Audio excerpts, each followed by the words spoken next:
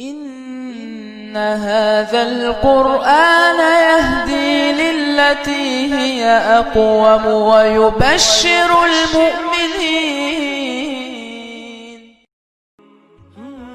بسم الله الرحمن الرحيم. الحمد لله والصلاة والسلام على رسول الله وعلى آله وصحبه ومن والاه.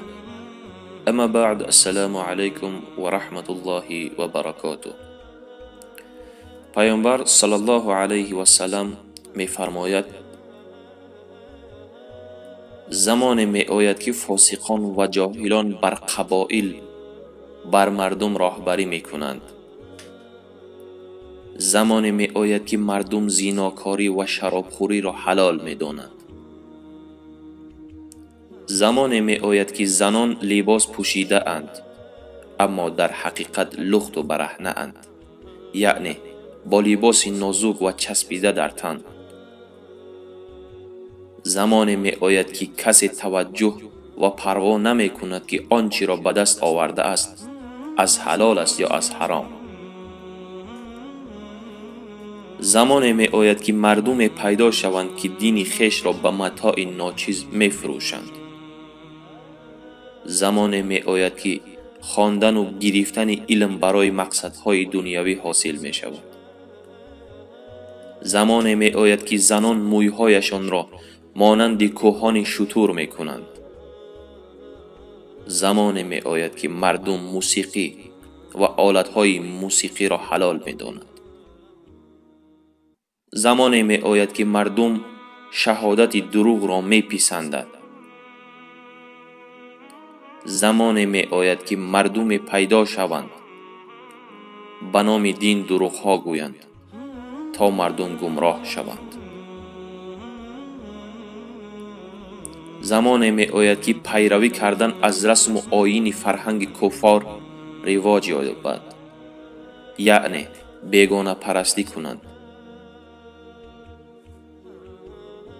زمان می آید که مرد از زنش اطاعت کند و به خاطر همسرش از والدینش نافرمانی کند. زمان می آید که کار به غیر آن سپرده شود، یعنی به شخصی که از عهده همان کار نمی براید. زمان می آید که مردم به صورت کامل زکات مال خویش را پرداخت نمی کنند.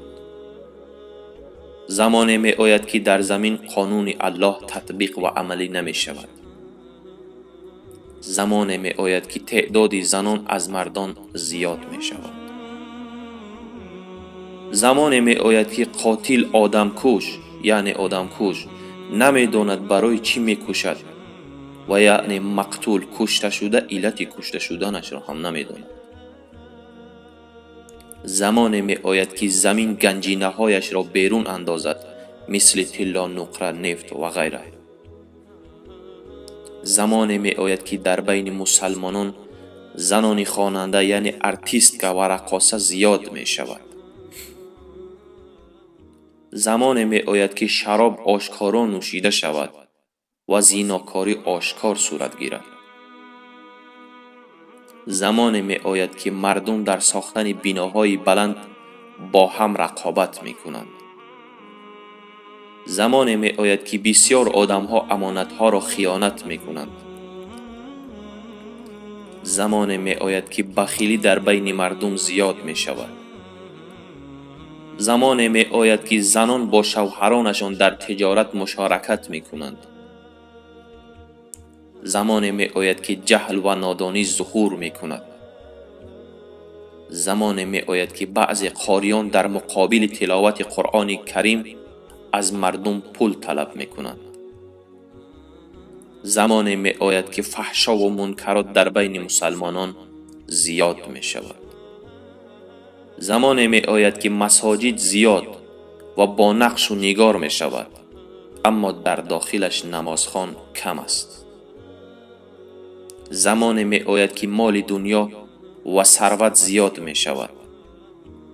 زمان می آید که مفتی های جاهل پیدا می شوند و با فتواهای نادرست مردم را گمراه می کنند. زمان می آید که رابطه خویشاوندی میان خویش و تبار قطع می شود. زمانی می آید که در دنیا قتل و کشتار زیاد می شود. زمانی می آید که مردم به خاطر فتنه های زمانه آرزوی مرگ را می کنند. ای مسلمانان، اگر هر وقت با این فتنه ها روبرو شدید، منتظر قیامت باشید، چون که اینها همه نشانه های قیامت خرد هستند، یعنی قیامت صغرا است.